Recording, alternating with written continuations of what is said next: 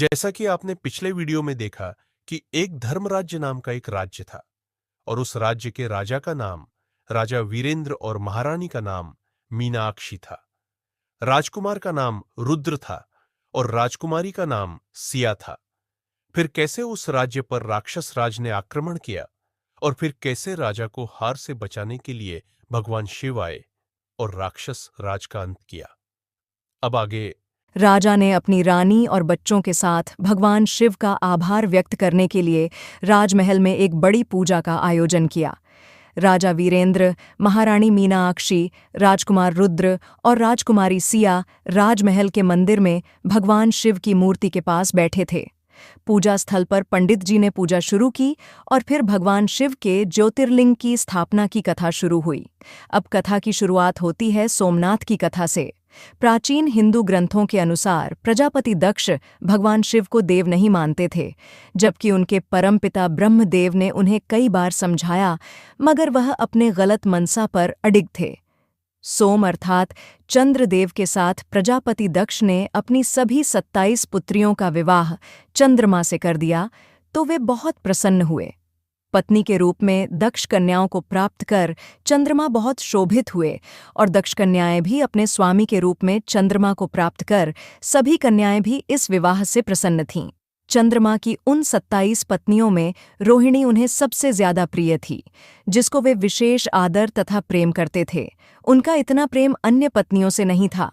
चंद्रमा की अपनी तरफ उदासीनता और उपेक्षा को देखकर रोहिणी के अलावा बाकी दक्ष पुत्रियां बहुत दुखी थीं। वसंत पंचमी के उत्सव के दौरान जब दक्ष ने अपनी पुत्रियों को बुलावा भेजा, तो चंद्रदेव के साथ रेवती, रोहिणी और सारी पुत्रियां दक्ष के राजमहल में आईं। उसी दौरान दक्ष ने षड्यंत्र रचने के लिए ब्रह्मदेव से एक वरदान लिया और भगवान शिव को उस वरदान का सहारा लेकर शाप दिया कि उनका पूजा अब से कोई नहीं करेगा। और जब वसंत पंचमी का उत्सव समाप्त हो गया, तब चंद्रदेव अपने लोक घर जाने के लिए तैयार हुए, तो रोहिणी तैयार हो गईं, परंतु रेवती के साथ अन्य कन्याएं तैयार नहीं हुईं। वे सभी अपने पिता दक्ष की शरण में गईं और उनसे अपने कष्टों का वर्णन किया। अपनी पुत्रियों की व्यथा और चंद्रमा के दुर्व्यवहार को सुनकर दक्ष भी बड़े दुखी हुए। उन्होंने चंद्रमा से भेंट की और शांतिपूर्वक कहा, कलानिधे, तुमने निर्मल व पवित्र कुल में जन्म लिया है, फिर भी तुम अपनी पत्नियों के साथ भेदभावपूर्ण व्यवहार करते हो। तुम्हारे आश्रय में रहने वाली जितनी भी स्त्रियां हैं, उनके प्रति तुम्हारे मन में प्रेम कम और अधिक, ऐसा सौतेला व्यवहार क्यों है? अब तक जो व्यवहार किया है वह ठीक नहीं है, फिर अब आगे ऐसा दुर्व्यवहार तुम्हें नहीं करना चाहिए। जो व्यक्ति आत्मीयजनों के साथ विषमतापूर्ण व्यवहार करता है, उसे नर्क में जाना पड़ता है। इस प्रकार प्रजापति दक्ष ने अपने दामाद चंद्रमा को प्रेमपूर्वक समझाया। इतना समझाने पर भी चंद्रमा ने अपने ससुर प्रजापति दक्ष की बात नहीं मानी। रोहिणी के प्रति अतिशय आसक्ति के कारण उन्होंने अपने कर्तव्य की अवहेलना की तथा अपनी अन्य पत्नियों का कुछ भी ख्याल नहीं रखा और उन सभी से उदासीन रहे। बार बार आग्रह करने पर भी चंद्रमा ने अवहेलनापूर्वक जब दक्ष की बात नहीं मानी, तब उन्होंने चंद्रमा को शाप दे दिया। दक्ष ने कहा, मेरे आग्रह करने पर भी तुमने मेरी अवज्ञा की है, इसलिए तुम्हें क्षय रोग हो जाए। दक्ष द्वारा शाप देने के साथ ही क्षण भर में चंद्रमा क्षय रोग से ग्रसित हो गए। उनके क्षीण होते ही सर्वत्र हाहाकार मच गया। भगवान शिव भी पृथ्वी पर आए संकट और सृष्टि पर अनायास ही संकट प्रदान करने वाले दक्ष पर बहुत क्रोधित हुए और भगवान शिव ने राजा दक्ष को तथा उनके संप्रदाय को दंड देने के लिए तत्पर होने लगे। सभी देवगण तथा आर्षिगण भी चिंतित हो गए। परेशान चंद्रमा ने अपनी अस्वस्थता तथा उसके कारणों की सूचना इंद्र आदि देवताओं तथा अर्षियों को दी। उसके बाद उनकी सहायता के लिए इंद्र आदि देवता तथा वशिष्ठ आदि अर्षिगण ब्रह्मा जी की शरण में गए। ब्रह्मा जी ने उनसे कहा कि जो घटना हो गई है उसे तो भुगतना ही है, क्योंकि दक्ष के निर्णय को पलटा नहीं जा सकता। उसके बाद ब्रह्मा जी ने उन देवताओं को एक उत्तम उपाय बताया। ब्रह्मा जी ने कहा कि चंद्रमा देवताओं के साथ कल्याणकारी शुभ प्रभास क्षेत्र में चले जाएं, वहां पर विधिपूर्वक शुभ मृत्युंजय मंत्र का अनुष्ठान करते हुए श्रद्धापूर्वक भगवान शिव की आराधना करें। अपने सामने शिवलिंग की स्थापना करके प्रतिदिन कठिन तपस्या करें। इनकी आराधना और तपस्या से जब भगवान भोलेनाथ प्रसन्न हो जाएंगे तो वे इन्हें क्षय रोग से मुक्त कर देंगे। परंतु एक विकट समस्या यह थी कि सर्वप्रथम भगवान शिव के क्रोध को शांत किया जाए, फिर उनकी पूजा करके उन्हें मनाया जाए। परंतु राजा दक्ष के शाप के कारण भगवान शिव की पूजा नहीं की जा रही थी। फिर सभी कमल नयन भगवान विष्णु के पास आए। फिर भगवान नारायण ने सभी को सुझाव दिया कि अगर दक्ष की सबसे छोटी पुत्री सती के साथ शिवलिंग की पूजा की जाए तो शिव की पूजा संपूर्ण मानी जाएगी, क्योंकि भगवान शिव को शाप देने से उनका आधा अंग शापित हुआ है और आधा अंग, जो कि स्वयं जगदम्बा माता हैं, सती के रूप में राजा दक्ष के घर में जन्म ली हैं।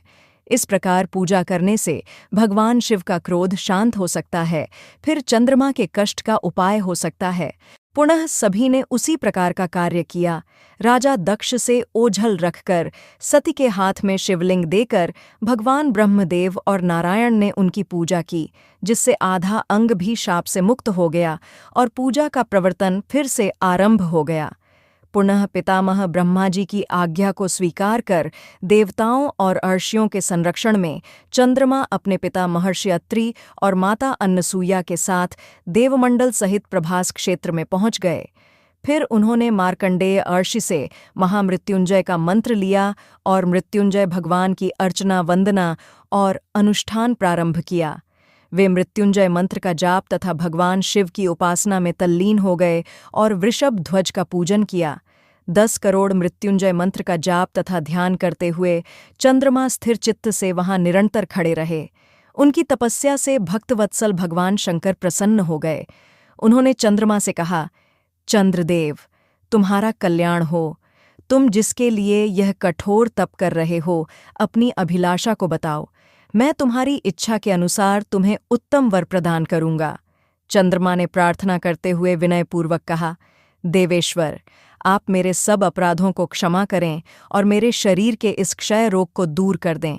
फिर भक्तवत्सल भगवान शिव ने कहा कि चंद्रदेव, आपको जो शाप मिला वो आपके कृत्य का परिणाम है, क्योंकि आपका कर्तव्य था कि आप अपनी सभी पत्नियों के साथ समान भाव से आदर और सम्मान करें। परंतु यदि मैंने आपको पूरी तरह से मुक्त कर दिया तो संसार में इसका उदाहरण गलत हो सकता है। परंतु आपके अंत से सृष्टि का नुकसान है, इसलिए सृष्टि की सुरक्षा के लिए मैं आपको अभय का वरदान देता हूँ। परंतु चंद्रमा, कृष्ण पक्ष में प्रतिदिन तुम्हारी एक एक कला क्षीण होगी, परंतु पुनः शुक्ल पक्ष में उसी क्रम से तुम्हारी एक एक कला बढ़ जाएगी। इस प्रकार प्रत्येक पूर्णिमा को तुम्हें पूर्ण चंद्रत्व प्राप्त होता रहेगा। भगवान शिव का कृपा रूपी प्रसाद प्राप्त कर चंद्रदेव बहुत प्रसन्न हुए। उन्होंने भक्तिभावपूर्वक भगवान शंकर की स्तुति की और उनसे आग्रह किया कि उनके द्वारा बनाए गए शिवलिंग में अपने दिव्य ज्योतिर्लिंग को स्थापित करें। चंद्रदेव द्वारा विनयपूर्वक आग्रह और सभी देवों और महर्षियों के आग्रह पर भगवान सदाशिव ने अपने दिव्य ज्योतिर्लिंग को वहां स्थापित किया और संसार में सोमनाथ ज्योतिर्लिंग के नाम से प्रसिद्ध हुए, जो कि आज के समय में गुजरात प्रांत के काठियावाड़ क्षेत्र में समुद्र के किनारे सोमनाथ नामक विश्व प्रसिद्ध मंदिर में यह ज्योतिर्लिंग स्थापित है। पहले यह क्षेत्र प्रभास क्षेत्र के नाम से जाना जाता था, अतः इस ज्योतिर्लिंग को सोमनाथ कहा जाता है, जिनके दर्शन, पूजन, आराधना से भक्तों के जन्म जन्मांतर के सारे पाप और दुख नष्ट हो जाते हैं। वे भगवान शिव और माता पार्वती की अक्षय कृपा का पात्र बन जाते हैं। मोक्ष का मार्ग उनके लिए सहज और सुलभ हो जाता है। उनके लौकिक पारलौकिक सभी कार्य स्वयं सफल हो जाते हैं। भारतीय उपमहाद्वीप के पश्चिम में अरब सागर के तट पर स्थित आदि ज्योतिर्लिंग श्री सोमनाथ महादेव मंदिर की छटा अत्यंत निराली है। यह तीर्थस्थल देश के प्राचीनतम तीर्थस्थलों में से एक है और इसका उल्लेख स्कंद पुराण, श्रीमद् भगवद गीता, शिव पुराण आदि प्राचीन ग्रंथों में भी है। वहीं ऋग्वेद में भी सोमेश्वर महादेव की महिमा का उल्लेख है। ये मंदिर गर्भगृह, सभा मंडप और नृत्य मंडप 3 प्रमुख भागों में विभाजित है। इसका 150 फीट ऊंचा शिखर है। इसके शिखर पर स्थित कलश का भार 10 टन है और इसकी ध्वजा 27 फीट ऊंची है। इसके अबाधित समुद्री मार्ग त्रिस्तंभ के विषय में ऐसा माना जाता है कि यह समुद्री मार्ग परोक्ष रूप से दक्षिणी ध्रुव में समाप्त होता है। यह हमारे प्राचीन ज्ञान और सूझबूझ का अद्भुत साक्ष्य माना जाता है। इस मंदिर का पुनर्निर्माण महारानी अहिल्याबाई ने करवाया था। इस प्रकार पंडित जी ने कहा कि सोमनाथ ज्योतिर्लिंग की कथा समाप्त होती है। फिर सभी हर हर महादेव का जयकारा लगाते हैं और फिर पंडित जी ने कहा कि अब दूसरी शिवलिंग मल्लिक अर्जुन की कथा आरंभ होगी। मल्लिका अर्जुन की कथा नेक्स्ट वीडियो में देखें। Please subscribe to next video.